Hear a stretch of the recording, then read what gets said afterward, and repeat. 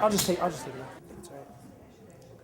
Hey, so my first home was a really cramped, tight, I guess you call it like a studio, and my roommate and I were basically on top of each other, and it was always swelteringly hot, but we didn't have to pay room or board because we were fetuses.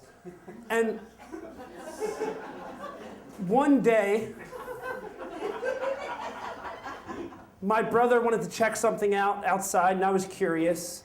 And it was not as good as the womb, but cut to last year, it was December,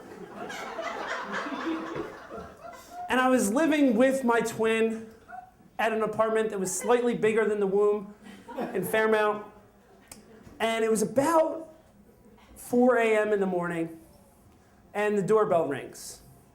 And this past December, 2014, it was cold. It was like 15 degrees. And I'm just sleeping in my boxers. So I go to answer the door downstairs. It's an apartment building. We're on the second floor. I'm really groggy, obviously, that I'm answering the door in my underwear.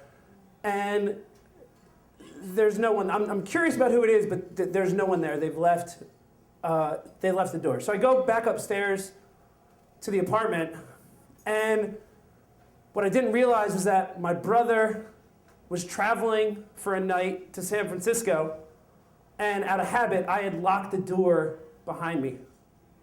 So now I'm locked out of my apartment in just a pair of boxer briefs.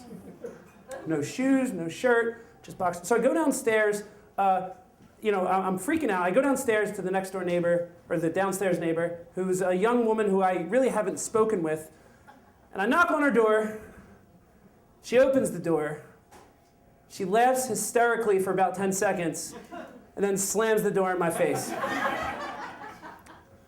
So I'm freaking out, trying to figure out, what am I going to do? So my friend lives on 15th Street, so I say, I'm going to run up to his house. So I step out and it's so cold. I step out of my apartment, and I run there, and I realize I don't know what his address is.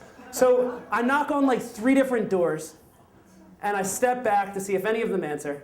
None of them do. So I run back real quick to my apartment to regather myself. I'm freezing cold, and out of habit, I've now locked the door into the apartment building. And so I go into like survival mode, like what am I gonna, I need to do something quick. It's really cold, and this is really embarrassing. So I think to myself, there's this place where I sometimes get dinner a couple times a week that might be open. So I run about 8 blocks to Sunoco, and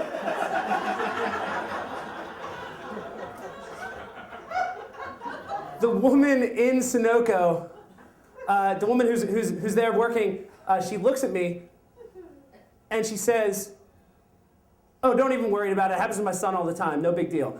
And she gets me a Sunoco jacket and gives me a coffee and lets me call my dad, who comes and picks me up. And there's a few awkward moments, more than a few, where I'm walking around Sunoco with this jacket and in my underwear, trying to look like it's normal, like I'm browsing beef jerky.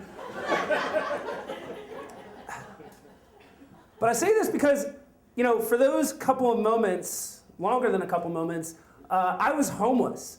And when I'm in Philadelphia and I'm walking around downtown, my reaction to the homeless has always been kind of either indifferent or trying to ignore them, or even being slightly annoyed. But now, when I see someone who's homeless, I'm curious about their story. Like maybe something like this started all of it, and they didn't have the same options that I had. I was lucky enough to be able to call my dad. He came and picked me up. I was lucky that this woman was so nice to me. And maybe, this person got here through a set of very unlucky circumstances. And I just feel better about the way that I'm not always able to give money or assistance, but it's nice to be able to see this and think about this with a sense of curiosity. Thank you. Thank you, everybody.